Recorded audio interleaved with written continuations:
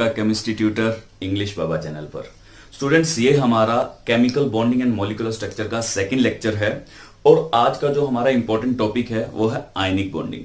तो आज हम आयनिक बॉन्डिंग को समझेंगे, बट उससे पहले बहुत से ऐसे पॉइंट्स हैं जिसके बारे में हमें पता होना चाहिए। सो हम स्लोली वहां तक पहुंचते हैं और लास्ट में समझेंगे कि आयनिक बॉन्डिंग है क्या, उसके लिए मेजर कंडीशंस क्या क्या हैं और उनके कैरेक्टरिस्टिक्स क्या क्या होते हैं। So let's start with the जो उसके लिए हमारा मेजर पॉइंट्स रहेगा वो रहेगा लुईस ऑक्टेट रूल। तो सबसे पहले लुईस ऑक्टेट रूल को समझते हैं कि लुईस ऑक्टेट रूल क्या था। So Lewis octet rule, so students, Lewis octet rule को समझने के लिए हमें यह पता होना चाहिए कि नोबल गैसेस क्या है। सो फर्स्ट ऑफ ऑल हम नोबल गैसेस को देखते हैं। नोबल गैसेस जो है वो मॉडर्न पीरियोडिक टेबल में ग्रुप नंबर 18, टोटल 18 ग्रुप है और ये लास्ट ग्रुप के एलिमेंट्स होते हैं। हमने जितने भी अभी तक ट्रेंड्स की स्टडी की है उन सभी ट्रेंड्स के अंदर ग्रुप नंबर 18 के एलिमेंट्स इंक्लूड नहीं होते हैं।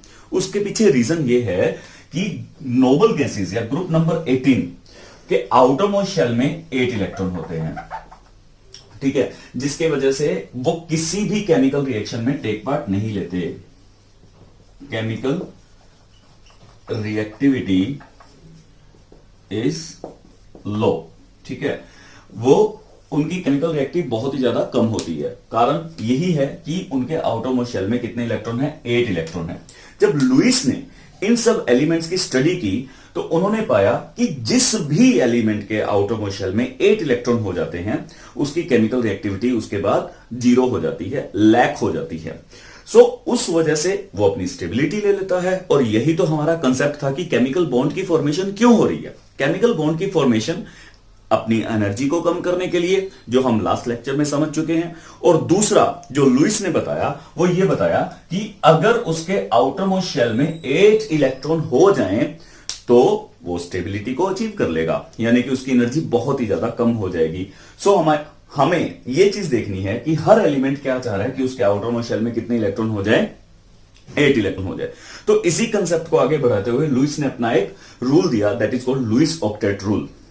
सो अकॉर्डिंग टू लुईस यहां पर यह चीज देखी गई कि हर एलिमेंट चाहता है कि उसके आउटरमोस्ट शेल में कितने इलेक्ट्रॉन हो जाए, 8 इलेक्ट्रॉन हो जाए। आउटरमोस्ट शेल में 8 इलेक्ट्रॉन हो जाएं। 8 इलेक्ट्रॉन अचीव करने के लिए वो दो काम करेगा, या तो वो गेन करेगा इलेक्ट्रॉन्स को या वो लूज करेगा इलेक्ट्रॉन्स को। सो दिस गेनिंग और losing of the electron is considered to be as electrovalency. उसी को क्या बोल दिया गया, इलेक्ट्रोवैलेंसी। और हां स्टूडेंट्स, ये वही इलेक्ट्रोवैलेंसी है जो आप 10th क्लास में पढ़ चुके हैं कि वैलेंसी क्या होती है। अगर हम उसकी डेफिनेशन पर चलें तो उसकी डेफिनेशन क्या थी इलेक्ट्रोवैलेंसी की, द लूजिंग और gaining the electron to complete its octet. अपने ऑक्टेट को कंप्लीट करने के लिए जितने इलेक्ट्रॉन कोई भी एलिमेंट लूज करेगा या गेन करेगा वही उसकी क्या हो जाएगी, इलेक्ट्रोवैलेंसी। या सिंपल वे में हम उसे वहां पर वैलेंसी कंसीडर करते हैं, दैट इज कॉल्ड वैलेंसी। तो यही वैलेंसी है जो हम यहां पर यूज करेंगे। और ये छोटा सा कंसेप्ट जो है हमारा बहुत बड़ा कंसेप्ट बन जाएगा और हमें बहुत सी चीजों को क्लैरिटी दे देगा कि ये बॉन्ड बनता कैसे है। Clear? So let us consider, सबसे पहले हम इलेक्ट्रोवैलेंसी को देखते हैं और इलेक्ट्रोवैलेंसी के बाद लुईस डॉट स्ट्रक्चर को भी कंसीडर करेंगे।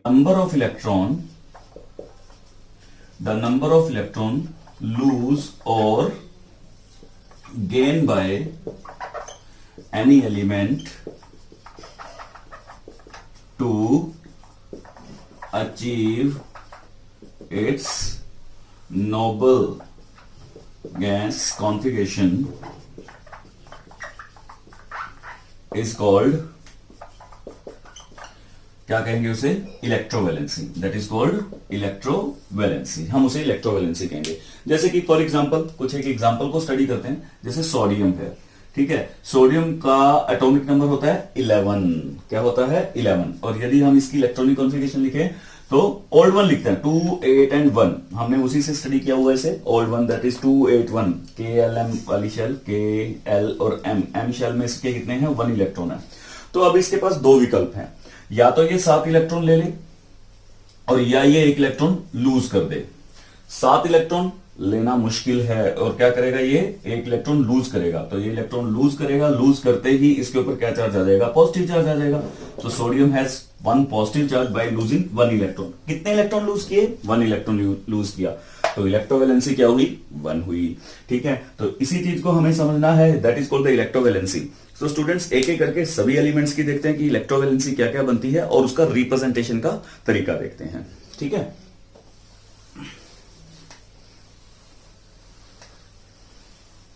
तो हमारे पास जो नेक्स्ट है, से first of all hydrogen, then helium, then we have lithium, then beryllium, then boron, then carbon.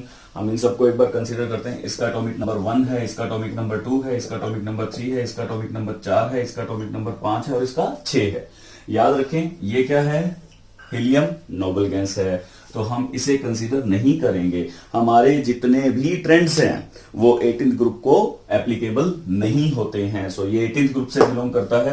हालांकि एक्सेप्शन है, इसके आउटर मोशन में 2 इलेक्ट्रॉन्स होते हैं, बट है तो नोबल गैस ही, तो हम इसे कंसीडर नहीं करेंगे। तो यहां पर क्या हुआ, ये के शेल मान लो, ये एल शेल मान लो, ये एम शेल मान लो। ठीक है, सो के में कितने हैं, 1 है, तो ये लूज भी कर सकता है और गेन भी कर सकता है। तो इसकी जो इलेक्ट्रोवैलेंसी होगी वो 1 हो गई। यहां पर 2 1, इसकी इलेक्ट्रोवैलेंसी भी 1 हो गई। यहां पर 2 2, आउटरमोस्ट शेल को देखिए, आउटरमोस्ट शेल में कितने हैं, 2 हैं, लूज करेगा।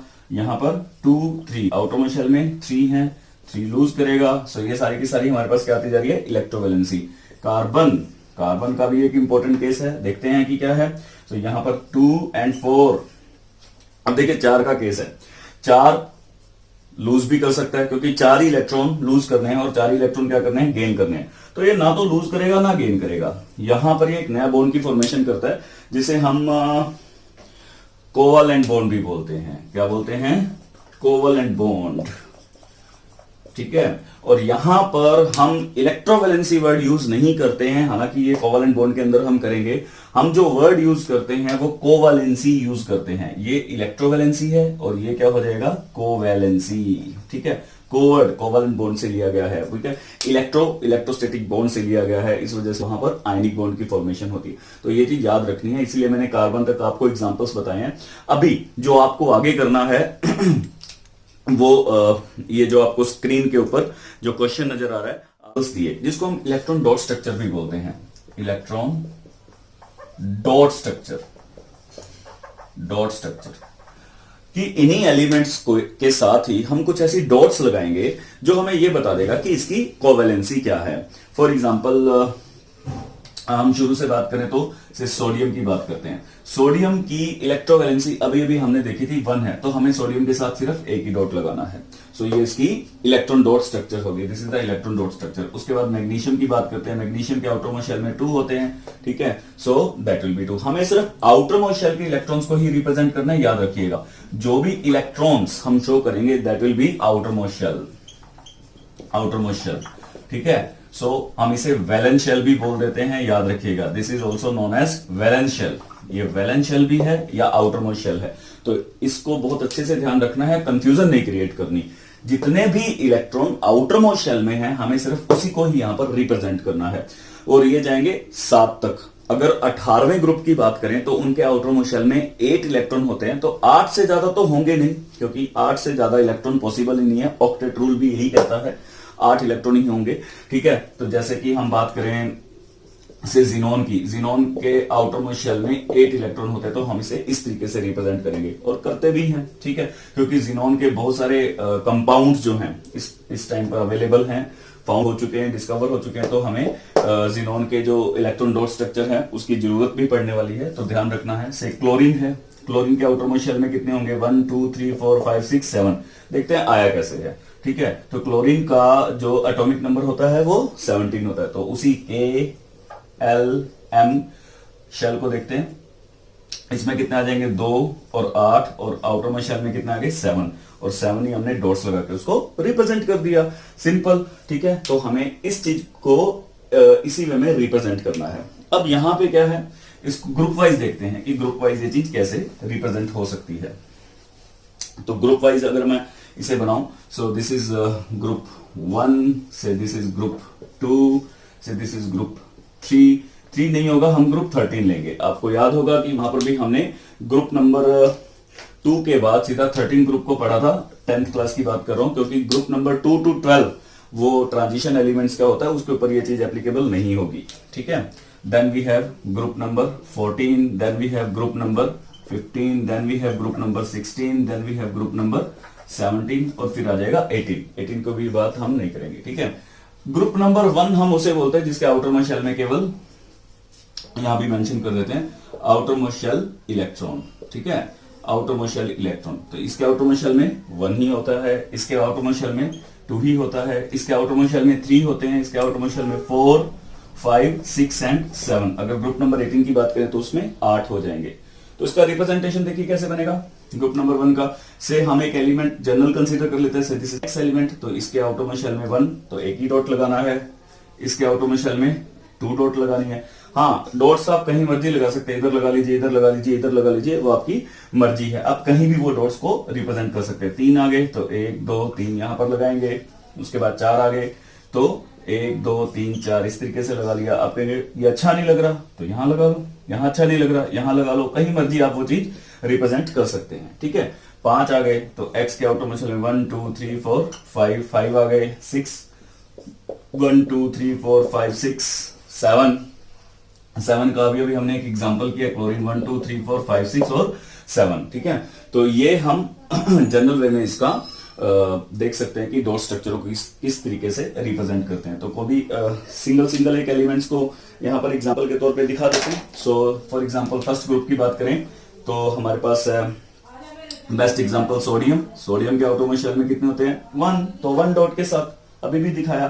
2 डॉट मैग्नीशियम का दिखाया अभी, सो आउटर मोस्ट शेल में 2 है। कैल्शियम भी इसका एग्जांपल है। उसका ग्रुप नंबर 13 की बात करें तो एल्यूमिनियम है। एल्यूमिनियम के आउटर मोस्ट शेल में 3 मिलेंगे आपको। Then group number 4 carbon, best example. Carbon के आउटर मोस्ट शेल में 4 इलेक्ट्रॉन होते हैं। ठीक है, तो हमने 4 रिप्रेजेंट कर दिए। उसके बाद आ गया नाइट्रोजन। नाइट्रोजन के आउटर मोस्ट शेल में 5 इलेक्ट्रॉन होंगे। उसके बाद ऑक्सीजन है। ऑक्सीजन के आउटर मोस्ट शेल में 6 इलेक्ट्रॉन हो गए। बहुत इंपॉर्टेंट है ऑक्सीजन। आपको पता ही है कि मैक्सिमम कंपाउंड्स जो हैं एयर के अंदर जो वो ऑक्सीजन के साथ बनते हैं। ठीक है, नेक्स्ट है 7 का फ्लोरीन 1 2 3 4 5 6 एंड 7। तो इस तरीके से हम इलेक्ट्रॉन डॉट स्ट्रक्चर दिखाते हैं। याद रखें ये उसकी इलेक्ट्रोवैलेंसी ही है। आउटर मोस्ट शेल में जितने इलेक्ट्रॉन हैं सिर्फ यहां तक इलेक्ट्रोवैलेंसी रहती है। उसके बाद ये गेन करने स्टार्ट कर देगा। यहां पर तो हम इसे बात करते हैं कि ये कोवेलेंट बॉन्ड बनाता है, ये एक सेपरेट पार्ट है। यहां पर -3 क्योंकि 3 इलेक्ट्रॉन ले रहा है, ये -2 और ये -1। ठीक है, हम 8 में से वो चीज माइनस कर देंगे, मतलब इसको 8 में से माइनस करेंगे तो इतने इलेक्ट्रॉन गेन करेगा। तो इसकी इलेक्ट्रोवैलेंसी 3 रहेगी, इसकी इलेक्ट्रोवैलेंसी 2 रहेगी, इसकी इलेक्ट्रोवैलेंसी 1 रहेगी। इधर जो इलेक्ट्रोवैलेंसी है जितने आउटर मोस्ट शेल में इलेक्ट्रॉन है उतनी ही रहती है, क्योंकि वो उतने लूज करता है। ये 1 इलेक्ट्रॉन लूज करेगा, ये 2 इलेक्ट्रॉन लूज करेगा, ये 3 इलेक्ट्रॉन लूज करेगा। So this is the electrovalency. यही इलेक्ट्रोवैलेंसी होगी। यदि 4 से कम है तो 4 एक बॉर्डर लाइन पर है, 4 से कम और 4 से ज्यादा। एक पॉइंट मैं आपको और बता दूं, यहां पर अगर आप देखें तो अगर ये बॉर्डर लाइन है, अगर इस तरफ जितने भी होंगे एलिमेंट्स होंगे 4 से जिसमें आउटर मोस्ट शेल में कम होंगे, they are considered to be as metals. उनको हम क्या बोलते हैं, मेटल्स बोलते हैं। और जो राइट साइड में है जिनके आउटर मोस्ट शेल में 4 से ज्यादा हैं, 5 6 एंड 7, उनको बोलते हैं नॉन मेटल्स। वो नॉन मेटल्स होते हैं, याद रखनी है ये बात। ठीक है, तो 4 एक बॉर्डर लाइन पर पार्ट है, कम मेटल्स होंगे और ज्यादा नॉन मेटल्स होंगे। ठीक है, अब पढ़ते हैं उसके बारे में कि कौशल लुईस अप्रोच क्या है। अभी तक हमने जो डॉट स्ट्रक्चर है उसको अच्छे से पढ़ा और ऑक्टेट रूल को भी हमने स्टडी किया। इसी के अंदर हमने कुछ पॉइंट्स को डिस्कस करना है जिससे हमें बॉन्ड तक पहुंचने का रास्ता मिल जाएगा कि वो बॉन्ड का फॉर्मेशन क्यों कर रहे हैं। सो बेसिकली वैलेंसी जो हमने फर्स्ट बात की, दैट इज दी वैलेंसी की। सो वैलेंसी ऑफ एलिमेंट, जो कोई भी एलिमेंट की वैलेंसी है वो किसके ऊपर डिपेंड करती है, depend upon the valence shell electron. किसके ऊपर डिपेंड करेगी, वैलेंस शेल इलेक्ट्रॉन्स के। कि आउटरमोस्ट शेल में जितने इलेक्ट्रॉन होंगे वैलेंसी उसी के ऊपर डिपेंड करेगी। जैसा कि हमने देखा कि यदि आउटरमोस्ट शेल में 1 है, 2 है, 3 है, तो यही उसकी क्या हो जाएगी, वैलेंसी हो जाएगी।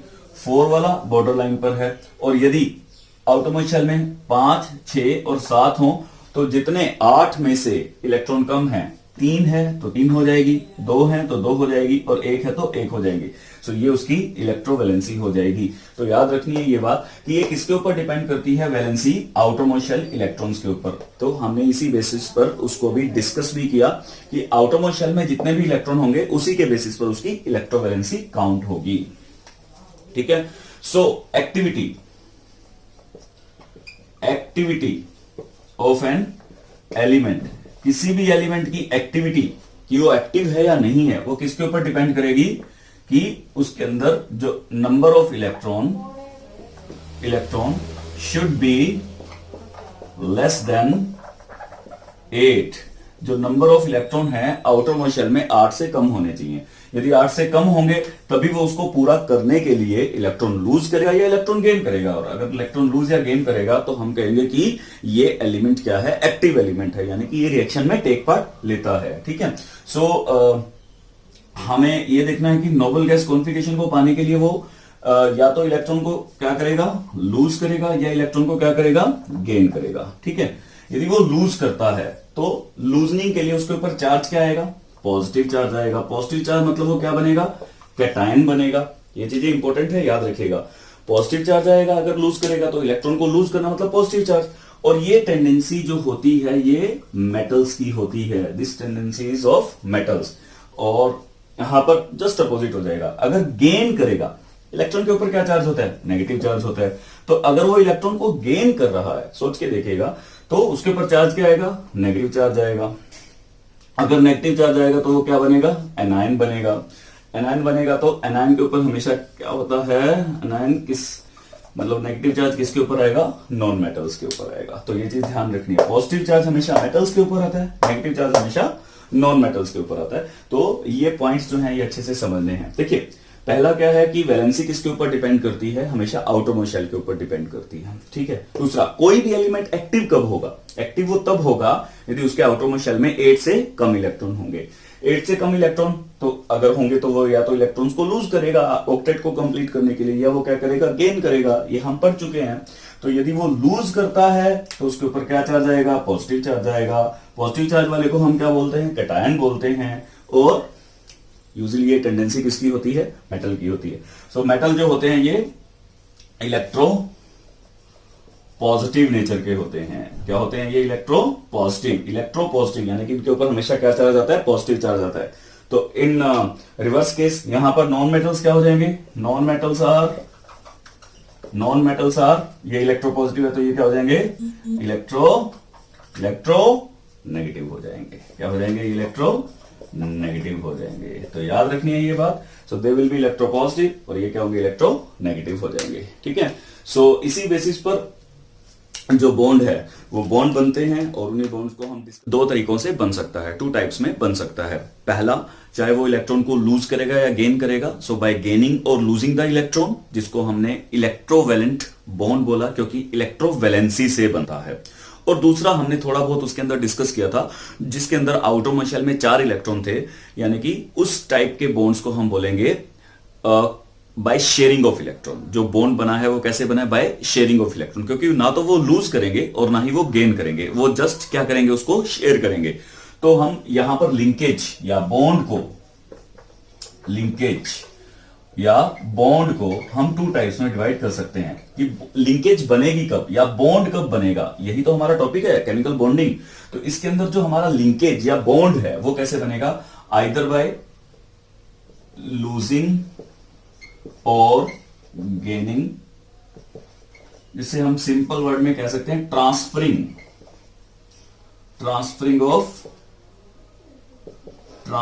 Of electron. और यहां पर क्या होगा, बाय शेयरिंग ऑफ इलेक्ट्रॉन।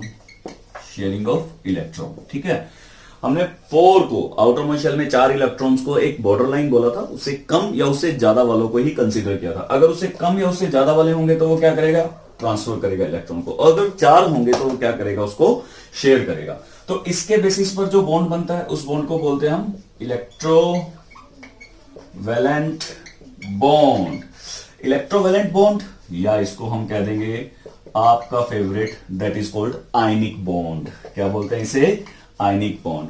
एक और इस बोलते हैं दैट इज पोलर बॉन्ड, इसे हम पोलर बॉन्ड भी बोलते हैं, ठीक है, क्योंकि पोल्स जनरेट होते हैं, वो हम अभी इसको डिटेल में स्टडी करेंगे।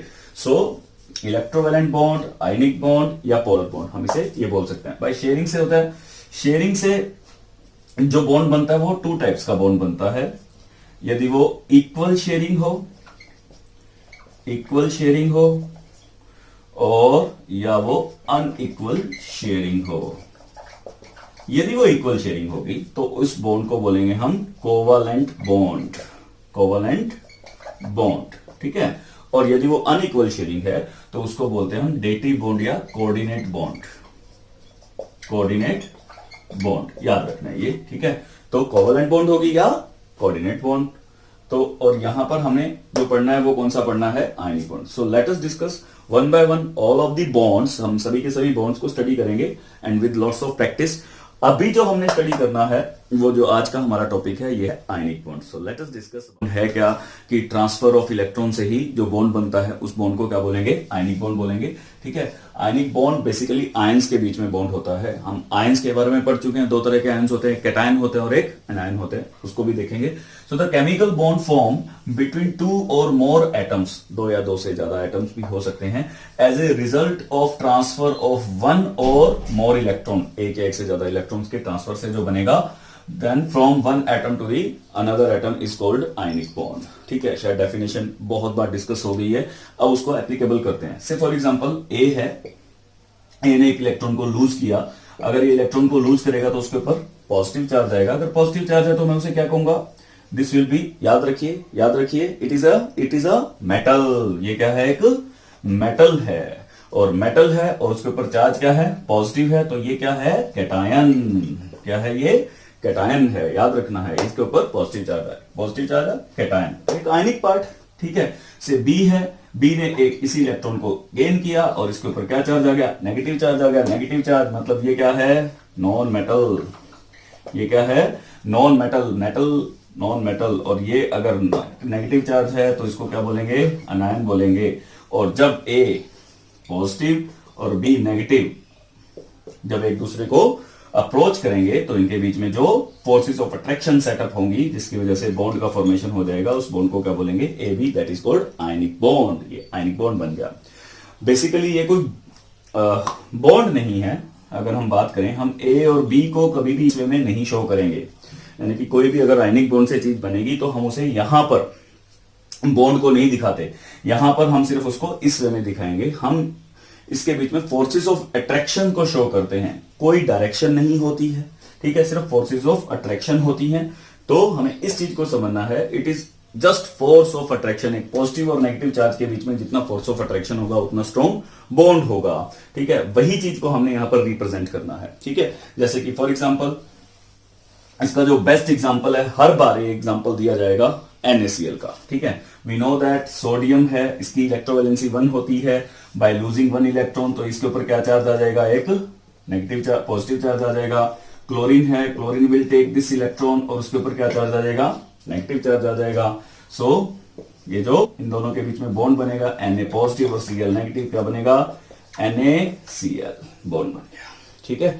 तो इस तरीके से हमें इसे रिप्रेजेंट करना है, ठीक है। दूसरे वे में हम इसे अगर रिप्रेजेंट करें से, देखो MgCl2 है, ठीक है, क्या है, MgCl2, ये कैसे बना होगा देखते हैं, चेक करते हैं, ठीक है। Mg के आउटर मोस्ट शेल में कितने इलेक्ट्रॉन हैं, 2 इलेक्ट्रॉन हैं, ठीक है। क्लोरीन के आउटर मोस्ट शेल में 1 2 3 4 5 6 7 हम पढ़ चुके हैं। एक और क्लोरीन ले लो, 1 2 3 4 5 6 7, ठीक है। इसने 1 इलेक्ट्रॉन इसको दिया, 1 इलेक्ट्रॉन इसे दिया, 2 इलेक्ट्रॉन इसने लूज किए तो इसके ऊपर क्या चार्ज आएगा, +2। इसने 1 इलेक्ट्रॉन गेन किया तो क्या चार्ज आएगा, नेगेटिव। इसने 1 इलेक्ट्रॉन गेन किया तो क्या चार्ज आएगा, नेगेटिव। ये रिप्रेजेंटेशन, ठीक है। सो इसको हमने अगर रिएक्शन के तौर पे दिखाना है तो Mg will lose 2 electron, 2 electron lose करेगा, उसके ऊपर चार्ज क्या आएगा, +2 का, और this 2 electron gain by the 2Cl और ये क्या बन जाएंगे 2Cl नेगेटिव, एक एनायन है एक कैटायन है, बॉन्ड का फॉर्मेशन हो गया और इस तरीके से हमें इसे रिप्रेजेंट करना है। ठीक है, तो आपको मुझे जो रिप्रेजेंट करके दिखाना है, जो मैं आपको कुछ क्वेश्चन दे रहा हूं वो आपको देखना है। से how you will represent KCl, how you will represent AlCl3। ठीक है, और एक इलेक्ट्रॉन गेन करेगा, यानी कि ये जो बॉन्ड बनेगा उसके लिए हमें क्या क्या चाहिए, एक तो मेटल चाहिए और दूसरा क्या चाहिए, नॉन मेटल चाहिए। यानी कि एक इलेक्ट्रॉन को लूज करने वाला होना चाहिए, मींस वो किस चीज की फॉर्मेशन करेगा, कैटायन की, और एक इलेक्ट्रॉन को गेन करने वाला होना चाहिए, मींस वो किस चीज की फॉर्मेशन करेगा, एनायन की। ठीक है, आप इसको अच्छे वे में भी एक्सप्लेन कर सकते हैं कि आउटरमोस्ट शेल में या तो 1 2 3 इलेक्ट्रॉन होने चाहिए, कैटायन होगा तो आउटरमोस्ट शेल में कितने इलेक्ट्रॉन होंगे, 1 2 3 होंगे, 4 वाला हम केस नहीं लेंगे, और एनायन होगा तो क्या होगा, वो गेन करेगा तो आउटरमोस्ट शेल में कितने होने चाहिए, 5 6 7 होने चाहिए। सो बाय दिस वे ये हमारी पहली कंडीशन होगी, ये बॉन्ड जो बनेगा वो किस किस के बीच में बनेगा, मेटल और नॉन मेटल के बीच में बनेगा। ठीक है, सेकेंड कंडीशन की बात करते हैं, ये बहुत इंपॉर्टेंट कंडीशन है, याद रखिएगा। सेकेंड कंडीशन जो हमारी है वो है on the basis of electronegativity. Electronegativity, so electronegativity इसको कैसे रिफ्लेक्ट करती है, इलेक्ट्रोनेगेटिविटी बेसिकली होती है the tendency to attract the share pair of electron, electron को अट्रैक्ट करने की टेंडेंसी होती है। तो ये इलेक्ट्रोवैलेंसी होती है हर एटम की पूरे पीरियोडिक टेबल में इलेक्ट्रोनेगेटिविटी डिफाइंड है। ठीक है, सबसे ज्यादा किसकी होती है, फ्लोरीन की होती है, फ्लोरीन की 4 होती है। ठीक है, सोडियम की बहुत कम होती है, मेटल्स की कम होती है, नॉन मेटल्स की ज्यादा होती है, सो दैट इज 0.9। तो यदि मैं NaF सोडियम और फ्लोरीन के बीच में यदि बॉन्ड का फॉर्मेशन करूं तो वो बनेगा, कौन सा बनेगा, आयनिक बनेगा। कारण क्या है, यदि मैं इसके बीच में डिफरेंस देखता हूं तो डिफरेंस इज 4 - 0.9 दैट इज 3.1। ठीक है, यदि ये डिफरेंस, ध्यान रखिएगा ये इसकी कंडीशन है और बहुत इंपॉर्टेंट कंडीशन है, यदि ये डिफरेंस 2 या 2 से ज्यादा होगा, इफ दिस डिफरेंस इज 2 और मोर, यदि ये डिफरेंस 2 या 2 से ज्यादा होगा तब ये आयनिक बॉन्ड होगा, और यदि ये डिफरेंस 2 से कम होगा तब ये आयनिक नहीं होगा, तब ये कोवलेंट बन जाएगा। क्लियर है, बात को समझना इस चीज से। इलेक्ट्रोनेगेटिविटी के बेसिस पर हम आयनिक और कोवलेंट बॉन्ड को भी डिफाइन करते हैं। यदि 2 एटम के बीच में इलेक्ट्रोनेगेटिविटी का डिफरेंस 2 या 2 से ज्यादा होगा तो वो आयनिक बॉन्ड होगा, और यदि वो डिफरेंस 2 से कम होगा तो वो आयनिक बॉन्ड नहीं होगा, वो कोवलेंट बॉन्ड होगा। ठीक है, उसको हम कोवलेंट बॉन्ड के अंदर डिफाइन करेंगे, तो इस चीज को समझना है। ठीक है, सो ये डिफरेंस को बहुत अच्छे से ध्यान रखना है, ये आगे बहुत काम आने वाली चीज है। ठीक है, सो पहली कंडीशन क्या हुई, वो बॉन्ड जो बनेगा वो मेटल और नॉन मेटल के बीच में बनेगा। दूसरी इलेक्ट्रोनेगेटिविटी का डिफरेंस है, ये बहुत इंपॉर्टेंट है, याद रखिएगा। अगर इलेक्ट्रोनेगेटिविटी का डिफरेंस 2 या 2 से ज्यादा होगा तो वो आयनिक बॉन्ड होगा, और यदि वो कम होगा तो वो आयनिक बॉन्ड नहीं होगा। हमें सिर्फ उसके ऊपर बात करनी है। ठीक है, क्लियर। अभी और चीज को समझते हैं, जो तीसरा पॉइंट है, the third point is about the energy means, देखिए टोटल एनर्जी कितनी काउंट हो रही है, पहले उस चीज को समझते हैं। ये जितनी भी रिएक्शंस होते हैं गैसेस स्टेट में होती है। जैसे सोडियम है, if sodium will lose its electron और ये +1 में कन्वर्ट हो गया, ये आइसोलेटेड गैसियस एटम्स होते हैं। यानी कि सोडियम मेटल है, मेटल यूजली किस में मिलेगा, सोडियम में मिलेगा, और ये किस में कन्वर्ट हुआ, गैस में कन्वर्ट हुआ, गैसियस आयन में कन्वर्ट हो गया। ठीक है, तो यहां पर हमें कुछ बात करनी है, वो उसके ऊपर अभी मैं बताता हूं। दूसरा क्लोरीन, क्लोरीन के ऊपर बॉन्ड बनाना है, तो क्लोरीन जब एक इलेक्ट्रॉन लेगा तो ये किस में कन्वर्ट हो जाएगा, क्लोरीन नेगेटिव में, ये भी गैसेस होगा।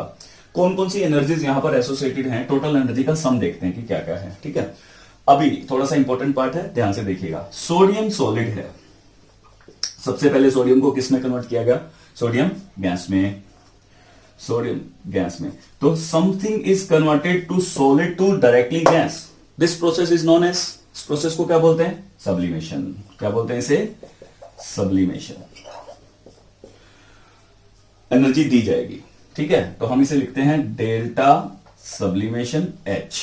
तो ये पॉजिटिव होगा, पॉजिटिव का मतलब यहां एनर्जी सप्लाई हो रही है, याद रखना, ये एनर्जी क्या करी जा रही है, सप्लाई की जा रही है, मतलब हम इसे एनर्जी दे रहे हैं। ठीक है, दूसरे वे में देखते हैं, इस सोडियम गैसेस से एक इलेक्ट्रॉन लूज किया गया, जब इसे लूज किया गया तब भी तो एनर्जी दी गई। इस एनर्जी को बोलते हैं आयनाइजेशन एंथैल्पी। तो इसको क्या लिखेंगे, IE, that is also positive. ये भी क्या है, पॉजिटिव, ये भी क्या है, पॉजिटिव। तो दोनों पार्ट को समझने का कि यहां पर सोडियम के केसेस में हमने दो एनर्जी को दिया, तो पॉजिटिव पॉजिटिव 2 एनर्जीज होगी। कौन कौन सी एनर्जी थी, सब्लिमेशन एनर्जी और आयनाइजेशन एंथैल्पी। ये दोनों की दोनों एनर्जी यहां पर दी गई। अब यहां की बात करते हैं, तीसरी क्लोरीन की। क्लोरीन के केसेस में देखो, क्लोरीन Cl2 की फॉर्म में प्रेजेंट होता है। Cl2 का मतलब क्या हुआ, क्लोरीन और क्लोरीन के बीच में बॉन्ड है। पहले तो इस बॉन्ड को तोड़ना पड़ेगा, तो जब बॉन्ड को तोड़ेंगे तब भी तो हमें एनर्जी देनी पड़ेगी। तो एनर्जी दी, हमें मिल गई क्लोरीन, ठीक है। इसको बोलते हैं बॉन्ड डिसोसिएशन एंथैल्पी, ये भी सप्लाई करनी पड़ती है। तो that will also delta bond dissociation H, ये भी क्या था, पॉजिटिव, ठीक है। अभी इस क्लोरीन को एक इलेक्ट्रॉन मिला और ये किस में कन्वर्ट हुआ, नेगेटिव में कन्वर्ट हुआ। अब ये नेगेटिव में कन्वर्ट हुआ, अब यहां पर एनर्जी रिलीज होती है और इस एनर्जी को बोलते हैं हम इलेक्ट्रॉन गेन एंथैल्पी। इजी से डिनोट किया जाता है, दैट विल बी नेगेटिव, क्योंकि अब ये एनर्जी क्या हो रही है, रिलीज हो रही है। टोटल एनर्जी काउंट को देखते हैं कि क्या क्या हुआ, ठीक है। अब जाकर ये किस में कन्वर्ट हो गया, नेगेटिव में, और ये किस में कन्वर्ट हो गया, पॉजिटिव में। तो टोटल एनर्जीज देखते हैं कि कैसे बना होगा ये बॉन्ड, ठीक है। Na positive plus Cl negative will form, bond बनता है NaCl, और हमें एनर्जी भी मिलती है। यहां एनर्जी रिलीज भी हो रही है। एनर्जी रिलीज क्यों हुई, कि यहां पे कौन कौन सी एनर्जी एसोसिएटेड थी, सब्लिमेशन एंथैल्पी प्लस नेक्स्ट कौन सी थी, जो इसको सब्लिमेशन के बाद इसको इसका जो इलेक्ट्रॉन बाहर निकाला, दैट इज आयनाइजेशन एंथैल्पी, ठीक है। प्लस यहां पर एक कौन सी एंथैल्पी थी, बॉन्ड डिसोसिएशन एंथैल्पी, प्लस और जो लास्ट में थी, जो इसके अंदर इलेक्ट्रॉन जब आया, तो that is electron gain enthalpy. ये भी पॉजिटिव थी, ये भी पॉजिटिव थी, ये भी पॉजिटिव थी। पॉजिटिव मतलब ये एनर्जी मैं इसे सप्लाई कर रहा हूं, और ये एनर्जी गेन थी, यानी कि नेगेटिव थी। अल्टीमेटली ये एनर्जी का पार्ट ज्यादा होना चाहिए, जो एनर्जी लूज हो रही है। गेन एनर्जी का पोर्शन कम होना चाहिए, जो एनर्जी हमें सप्लाई करनी है। अल्टीमेटली मुझे एनर्जी मिल रही है। तो मैं यही आपको बताना चाह रहा हूं कि यहां पे जितनी एनर्जी गेन होती है, gain energy is always lesser than the release energy, ठीक है। रिलीज एनर्जी का पार्ट हमेशा ज्यादा होना चाहिए, तभी वो बॉन्ड का फॉर्मेशन होगा, अदरवाइज बॉन्ड का फॉर्मेशन नहीं होगा। So these are the general characteristics of the ionic bond. जो आयनिक बॉन्ड अभी हमने स्टडी किया है, उसके कुछ जनरल कैरेक्टरिस्टिक्स हैं। पहला, क्रिस्टलाइन नेचर। क्रिस्टलाइन नेचर क्या होता है, क्रिस्टलाइन नेचर मींस जो इसकी अरेंजमेंट होती है, arrangements of the particles is proper. Arrangement क्या होगी, प्रॉपर अरेंजमेंट होगी। हर एक एलिमेंट्स को हम देखेंगे कि इस पर्टिकुलर क्रिस्टलाइन स्ट्रक्चर्स के अंदर प्रॉपरली अरेंज्ड होगा। High melting and boiling point, ये बॉन्ड बहुत ज्यादा स्ट्रांग होते हैं, तो ड्यू टू दिस रीजन इनका जो मेल्टिंग और बॉइलिंग पॉइंट होता है बहुत ज्यादा होता है। हार्ड एंड ब्रिटल, ये तो जनरल सी बात है कि अगर उनके बीच में बॉन्ड स्ट्रांग होगा तो वो हार्ड भी होंगे और ब्रिटल भी होगा।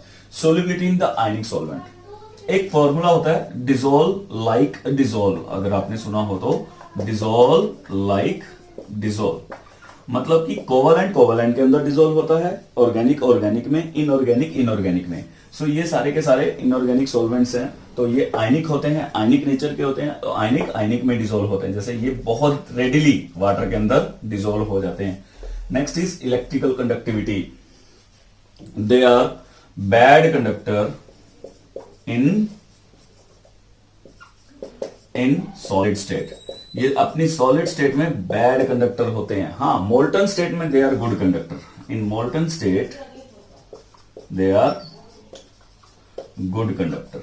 मोल्टन स्टेट में they are good conductor, but in solid state they are bad conductor of electricity. So these are the all about the ionic bonds. Ionic bond के बारे में कंप्लीट बात हुई है। तो next we will discuss about the covalent bond. Thank you.